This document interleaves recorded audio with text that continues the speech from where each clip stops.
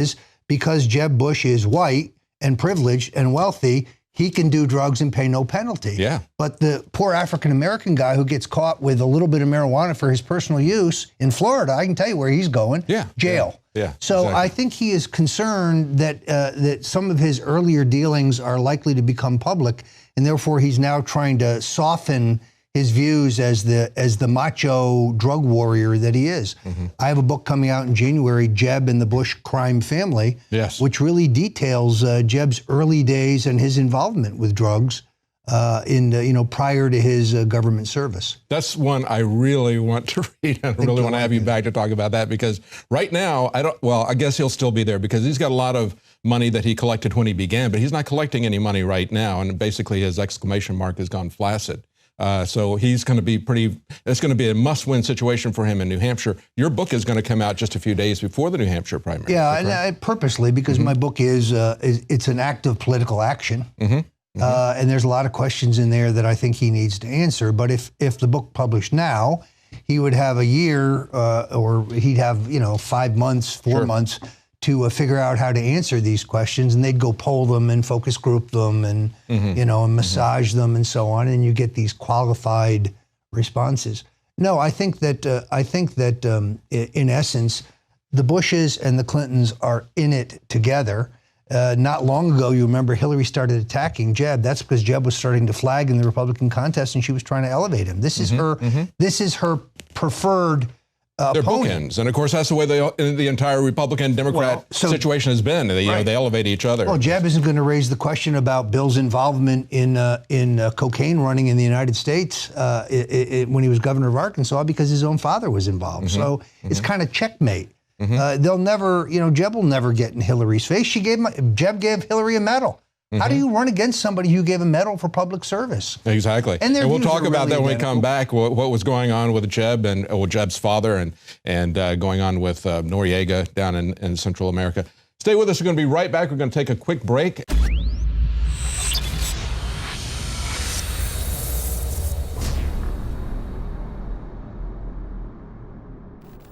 You guys have the exclusive for, which is a product called Deep Cleanse. And why I'm so excited about it is it's a unique formula, almost like the iodine crystals. We have two unique products that nobody in the world has. One of the most amazing ingredients in the world, and it's called shilajit, and it's actually known as blood of the mountain or rock sweat because thousands of years ago, as a matter of fact, this ingredient was only given to the elite of the elite. Thousands of years ago, up in the Himalayan mountains and in Tibet. And we wanted to put this in stuff for a couple years, but we couldn't get an organic form. Right. I mean, so let's explain. I mean, this stuff's so good, we couldn't put it out for years. Right. So I had to actually, it's kind of like the iodine crystals, finding a source deep in the earth that we could get the cleanest source available. But in Tibet and in Nepal and in the Himalayan mountains, thousands of years ago, they watched these monkeys. And during the summer months, the monkeys would go up into the mountains. Now you're being racist against monkeys. And they would pick this black substance from the mountains. And so in Russia, they actually, it grows in Russia in the mountains and in the Himalayas and only in the summer. And shilajit is actually the decomposition of up to 7,000 different medicinal herbs. So it decomposes, all these different herbs decompose in the Himalayan mountains and the volcanic soil up there. And what happens in the summertime... So it's almost like an oil from... Yes, it's high in fulvic acid, it's high in humic acid. Because they're always claiming oil is really from decomposed animals and plants. There is some oil that is based from fossils, but most of it's really abiotic. But so this is a true fossil source? I mean, explain it to me. It is, it's really the decomposition, like I said, of over 7,000 different medicinal herbs and plants. And with the rocks and the pressure deep in the mountains, it freezes and during the summertime and the pressures build it up, it oozes out. It oozes out. So it literally oozes out of the mountain. It's like rock sap. It's like rock sap. It's black and it's highly nutritious. Even in the 1980s, when the Olympic athletes in Russia were accused of being on steroids, they found out that they were actually been given shilajit because it works as an anabolic as well. and it builds muscles. It's a big dose in there. The second big main ingredient in there is a volcanic zeolite concentrate. And what this formula is designed to do, the shilajit and the zeolites have a real strong negative charge. All the metals and chemicals and PCBs and VOCs have positive charges. So these go in, they grab it, and then they safely eliminate it through the body so you can become healthy. I mean, this is an amazing formula. I wish I actually had it, but because this was an exclusive INFOWARS Life product, you're the only one in the world that has this formula now. And, you know, there is going to be a limited supply available when you sell out because you can only harvest this once a year. How do people take it? How is it recommended that this be done? Just a daily dose? Yeah, daily dose. The instructions are on the label. You know, of course, I kind of modify it for each individual. It depends on what your lifestyle is. I mean, honestly, the best thing to do is for you to avoid all these chemicals and toxins in your environment and try to identify them and start slowly reducing them. But personally, I'm going to probably take it every day, every other day, and I'll probably go with about a dropper full to maybe 2 dropper fulls.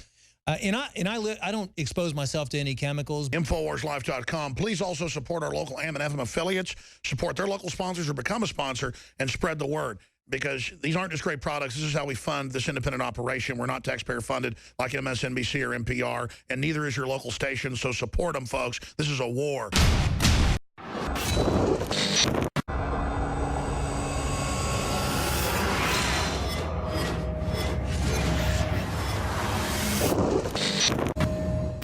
A woman in the West German town of Neheim was forced out of her apartment of 16 years so that a wave of refugees could put up stakes in her home.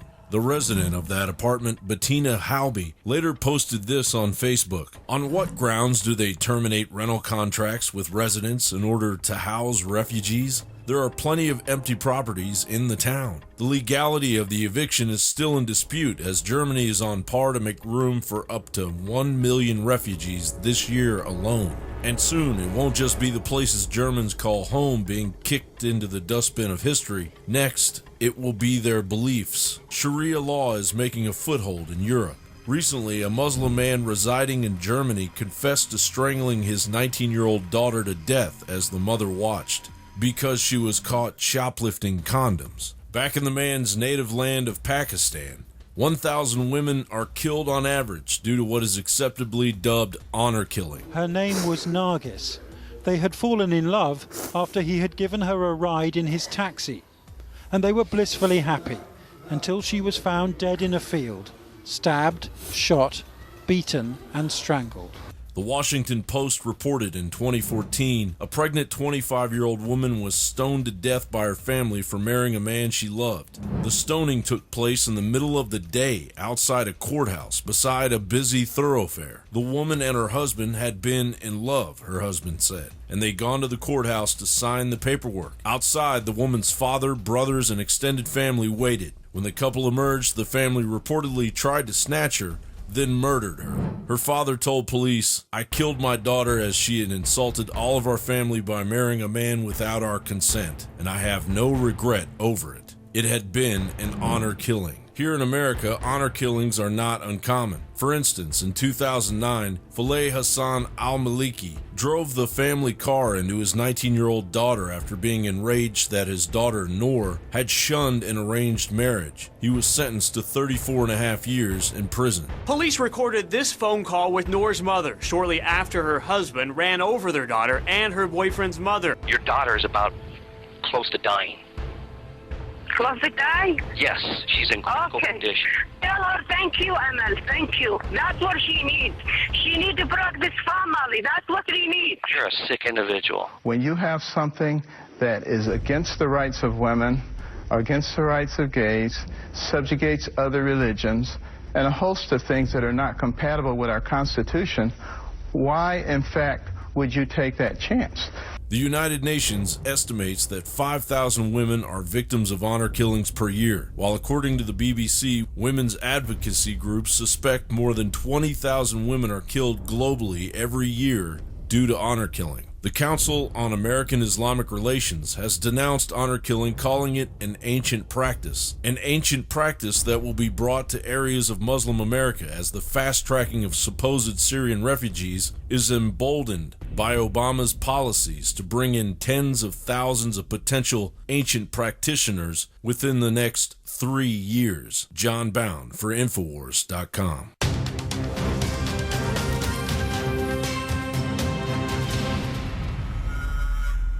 General, what do you think about the FBI saying that there was a terror alert on Monday about a potential Fort Hood situation? The police are shoving people, shoving Alex, shoving the crowd. Here we go, folks. I'm being assaulted. Whether it's the radio show, the news websites, documentary films, or the nightly news, INFOWARS is the tip of the spear. Is this another false flag stage attack to take our civil liberties and put more homeland security while sticking their hands down on the pants on the streets? It's up to us to set brush fires in the minds of men and women everywhere. And that's what PrisonPlanet.tv is designed to do. You watch, the Assad regime is going to be blamed or accused of using chemical weapons against the so-called rebels. What we see now is a war against reality. It's a war against the truth. It's more vital than ever that supporters of freedom become members of PrisonPlanet.tv and share their membership with up to 11 friends and family. Visit InfoWarsNews.com today. Become a member, share your membership, and help take the info war to the next level.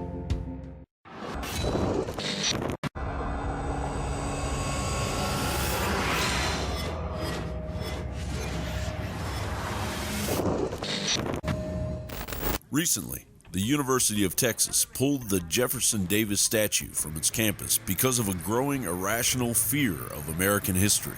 On the northwest axis of 3rd and D in the nation's capital sits the Albert Pike statue, dedicated to the leader of the southern jurisdiction of the Scottish Rite, a title Pike held for 32 years. He was also a Confederate brigadier general. He was also the chief judicial officer and Arkansas Grand Dragon of the newly formed Ku Klux Klan. This is the only statue in Washington, D.C. commemorating a Confederate soldier, much less a founding member of the Klan. In fact, Pike was said to have owned a bracelet that allowed him perpetual communication with Lucifer himself. So if the Confederate flag is being denounced and Jefferson Davis and other Confederate monuments are under consideration for removal, why does this statue still remain? Simple. Pike is highly revered by the very occultic groups in control of the puppet government installed in Washington, D.C. His 1871 letter to Illuminati mafia founder Giuseppe Mazzini predicts a succession of 3 world wars, a game plan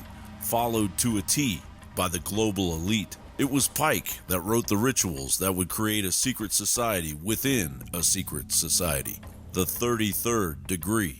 The 33rd degree would serve as a continuation of the Luciferian goals established by an older order known as the Order of the Palladium. All Master Masons brought into the higher degrees would have to take orders from higher Masons. This long list of initiates includes presidents, Supreme Court justices, and military leaders. It was Pike and Illuminati conspirators that infiltrated the world of Freemasonry, armed with a doctrine to establish a one-world order. These conspirators, such as Lord Henry Palmerston of England and Otto von Bismarck of Germany, built global hubs for the Illuminati, and these hubs, known as the Supreme Councils of the Scottish Rite, like the one located at 1733 16th Street Northwest in Washington, D.C., have been in operation ever since. Washington, D.C. itself is reputed to have been designed to represent a pentagram and the Masonic square and compass, which would add to the confusing manner in which the streets of the District of Criminals are set up. Masons have long argued that Pike was not a member or founding father of the Klan. However, the 1905 publication Ku Klux Klan, Its Origin, Growth, and Disbandment by J.C. Lester and D.L. Wilson clearly lists Albert Pike as one of its founding members. This book was intent on glorifying the Klan and its origins, hardly an effort to spread misinformation.